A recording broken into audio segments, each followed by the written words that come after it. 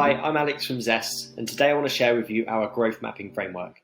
This is a really important part of the work that we do when working with different clients, and it's also useful as a standalone product if you're looking to grow your own business. So in short, it's separated into three key sections. So we have profile, position, and profit. The profile section looks at your business, your customer, and your competitors. And then once we understand more about those three elements of what we're looking at, we can then jump into position. So we're looking at changing your messaging, we're looking at creating a content map, and also looking at lead magnets and conversion events that are going to be the things that actually, they're the magic moments where someone is happy to exchange their data and information for the value that you're giving. So everything leads towards a conversion then. And lastly, we have the profit section. So we want to be able to forecast what growth could look like and how it can be achieved. And often this is made up of many different metrics and many different milestones, such as how much traffic's coming to your website, how many inquiries are you getting, how many of those inquiries turn into a qualified lead, how many of those qualified leads then go into your next stage, so let's call it sales qualified leads, and how many of those then receive a quote and ultimately a sale. And then looking at channels and tactics. So now we understand much more about your customer. How are we going to reach them? How are we going to create the touch points along the journey to help them to make their decision? And then lastly, from there, we then turn this into a series of tests, and we use test-based marketing to unpick the log towards achieving the growth that you're looking to achieve. Because we can't guess it through a marketing plan, that says that you only have one way of doing things. And if it doesn't work, you can often find yourself stuck. So we prefer a test-based model where we're trying to achieve successful tests, more successful tests than not, that follow a strategy towards an objective and ultimately towards the growth of your business moving forward. So let's get started. I'm really excited to share our customer wheel with you so that you can understand your customer better. And if you understand your customer better, your marketing will be better as a result. I think that's universally accepted. So the way we do this is simply by splitting a circle into wedges that look at different sort of criteria around your ideal customer profile. So I've got an example in front of me that I'll walk through, and we're going to start at something really simple, which is just looking at the job role of your customer.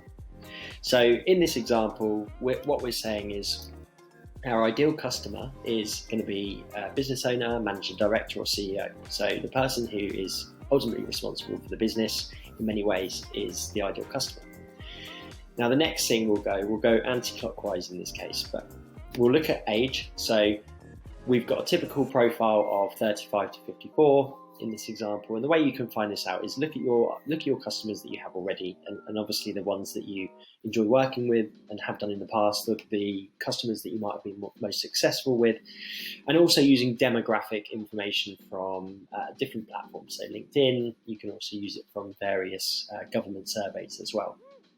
In this case, we've gone for quite a wide age range, which is 35 to 54. So typically what I'd advise in this situation is trying to keep it fairly narrow. And the reason we want to do this is because the intention and the focus will be different depending on where you are in your life. We know that a 35-year-old is different to a 54-year-old, for example. Normally, in many cases, they'll be at different life stages. So I've just put a couple of notes here just to kind of act as an example of what I'd be thinking in this situation.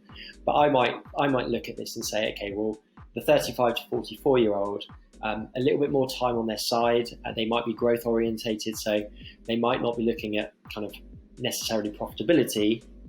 They might be okay to reinvest and to really try and ramp up revenue and to make investments to grow their business. Whereas someone on the tail end of the 45 to 54 range might be more profit oriented. So it might be a case that they're looking to, protect what they've built over many years, and they don't really want to make any sort of risky decisions or risky moves, and they want to try and kind of capitalize on the work they've been working towards all of this time. So really key is just try and not focus on too much of a broad spectrum of customers, because you really want to sort of zone in, and you can use the emotional and the life stages in some ways of where your customers are to how they might interact with your marketing and your advertising. In this case, we've then got gender. So I've put 60-40 split male to female. Now yours might swing one way or the other, fairly, it might be quite polarized, in which case that actually probably makes it a little bit easier, to be honest. But if you have quite a close split, so say 60-40 or even closer, then really it doesn't matter too much, but you might want to look at still, where is your customer interacting with information? Where are they sourcing information from? A really clear, easy example might be, let's say, a female-only networking group. I know there's a few around me, so that could be absolutely valid for the female cohort of your customer base, but it wouldn't be so much for the male side. There'll be generic things as well. So in this case, we've got a business owner. They might both read Forbes online or Business Insider or something like that. So it's worth just making sure that you try and understand where your customer might be hanging out, and gender can often be a good place to start. So then we move on to kind of the questions and the actions. So this is looking at the AIDA framework, which is attention, interest, desire, and action, well-known marketing framework. And what we're looking at doing is trying to piece together how someone might come about or come to know of your company, through to how, what stages they go through in order to take action. So we do a much more detailed version of this, and that will be available in a later video. But in terms of this as a quick, just kind of firing off ideas, we might say that, a customer who doesn't know of your company yet might perform, say, a Google search. They might come to you for organic listings for SEO. They might click on an ad, which would be sort of the PPC platforms, and they might even come through LinkedIn. They might look in directories. So the idea here is how does someone come to know about your company if they don't already know you exist? Next, where do they go from there? So in terms of this example, I've put in things like services pages, like really clear, someone comes in, they now know of you, they found you for a reason, so they might have searched for a particular service, and then they're going to browse your website, and potentially, I think it's fair to say they might look at your solutions or services pages to see if you actually offer what they need. And then from there, we're looking to create a bit more interest and desire. So we've got things like case studies. People want to buy from people who have helped people just like them. So you want to make sure that, when you've got case studies, you want to make them really engaging, as engaging as possible, to show someone that you're capable and already have solved their problem for someone else. As we move into creating desire and action, we're looking at things like, we're trying to now commit someone to an exchange of data. So this is kind of the crunch time, where you've got someone in, you've created a bit of interest, and you've got their attention, and they're starting to know, like, and trust you, but you're not there yet. If they leave at that point, they're just an anonymous visitor. Now they might come back, there might be many more touch points, but what is the next touch point? So in our case, we've got guides. So it could be a guide on how to solve a particular problem. We've also got in here a savings calculator. So it's quite generic because we are doing an example, but it might be that you've built a tool that allows someone to punch in their numbers, and then from that you automatically calculate the savings that could be made, and that's done on demand. They don't have to speak to anyone, they can just use your tool, and perhaps then in order to get the report, they need to exchange their details, and there you have a lead. So it really depends on kind of what tools you have, what conversion events you have on the website that they might interact with, but you really want to just sort of think about how that journey might look for your ideal customer, and try and think of a perfect journey. There could be 101 things that they interact with, but what we're looking for is, if we're looking at perfect customer profile. If someone lands on your website and they're the ideal customer profile for you, how would they journey through to become an inquiry?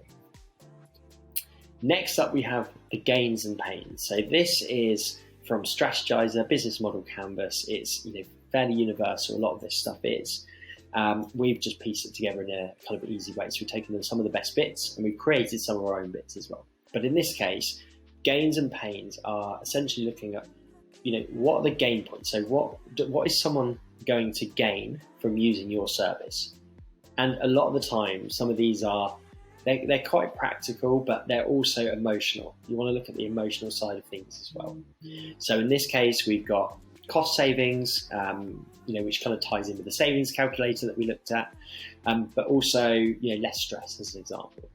Now, if I quickly flip to the pain side, because often the gains are a reflection of the pains, we're looking at things like expensive to oversee or time consuming, lack of responsibility, or lack of resources in house to be able to get something done. So a lot of the time it's linked to things like speed, and so like time, team, or money, and you're looking to try and understand what are the pain points that you solve, or the pain points that they're going through, so that you can shape what you have, your products, to communicate that you solve those issues. You take away that pain, and then therefore going back to the gain side, you want to often show the reverse of that. So if someone's going through something that's time consuming and it's just weighing on their mind, then actually saying, look, we can take this away from you, we can give you peace of mind, less stress, is often more powerful, a more powerful message than just saying, yes, we can take this away, and we do it really pragmatically and efficiently, because they're not looking for that. They are looking for that, but they're also looking for the bit beyond that, which is just take this problem away from me. So lastly, this is something that we kind of created, which just looks at a device and day plan. So a lot of the time, advertising campaigns will go out and they will simply just flood as much as possible, use the budget to make sure their ad's out there. That's it. So what we're trying to do here is to try and make sense of how your ideal customer might spend their day. And a lot of the time this does take a bit more research, but you can definitely sort of think about it, and some are more obvious than others. So for example, if your customer profile was an on-site project manager, then it's fairly clear that someone's going to be on site at some point. It's just understanding that. The best way, just ask your customers, get your best customers and just say, look, how do you spend your day? It'll be really, really help me out. You can use this exercise to be able to do that. But what we're really looking for is to try and map out how their typical weekday or weekends, depending on your customer profile, how it might look like. So in this case, we've got someone waking up into the morning, mostly on their mobile, potentially having breakfast with family, and then they go to work, so they're sat at their desk. So in this case, we've got the business owner or an MD. So that morning period in this hypothetical example is really key. That's when they get stuff done. They're at their desk, they're at their desktop, and then into lunch, they then spend the afternoon in meetings. So they're kind of a little bit of a cross between desktop and mobile, and then actually they don't get a lot of time in this example to really think about ideas and how to improve their business, because they've got so much on already that they often do this in the late afternoon and evenings, and potentially even into the weekends as well, where they might spend a bit more time on their mobile. So how is this important? Well, when you're running an advertising campaign, there's a couple of things that stand out here that I would look into. So for me, if they're at their desk in the morning and on a desktop, yes, it's okay to put an ad out there, because they might be doing specific tasks. Like, for example, solving this problem might be the task at hand. But as they move into meetings in the afternoon, potentially we don't want to waste budget advertising at that point, because if they're going to be in meetings, as a typical example, then we want to be able to reserve that budget perhaps for the afternoon and evenings when they're coming up with new ideas and tackling these sort of side issues. That would be a better use of budget. And the way we can do that is by making sure we're tracking analytics, we're looking at the demographic information, but also segmenting to make sure that the converters, the people that are converting, we're looking at what they're doing. And we're also looking at the kind of the overall, so maybe even non-converters, like what is the difference between the two? So I might be completely wrong here. They might not have meetings between lunch, from lunch into the afternoon. And so it really depends. This is a starting point, and then this will adapt as you start to put your ads out there. But it's a really great way of just starting and doing it with some sort of control, so that you're more likely to start at a good place, and then you can use the feedback and the data that comes in to be able to adjust your campaigns to make it more suitable for your business. What you really don't want to do is just put your ads out there. You don't want to just turn on. Now that is actually a viable strategy. If you've got a good healthy budget and you really don't know any of this stuff, then yes, go broad, because you will start to learn very quickly what that kind of day plan looks like and what devices people are interacting on. But at the same time, if you don't have that, it doesn't take a lot of time to really consider, where your customer might be at any point in time. It might be that they're on a commute. I mean, obviously, at the time of recording, we're in a lockdown, but it might be that they normally spend time on a train, for example, on their mobile, and that's a really good time potentially to reach them. So think about your customer wheel, start to get some ideas down, and you'll really feel that you'll understand your ideal customer profile better. And this leads on to, this is gold, because this leads on to other exercises and leads into other kind of test-based intel. It kind of forms almost like a bit of a linchpin of your campaign, because everything should tie down to who your customer is. So this is a constantly evolving tool, but it's a great place to start.